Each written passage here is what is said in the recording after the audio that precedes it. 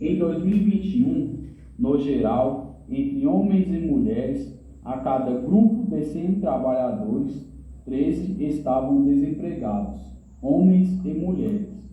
Só que, considerando apenas as mulheres, a cada grupo de 100 trabalhadoras, quase 17 estavam desempregadas.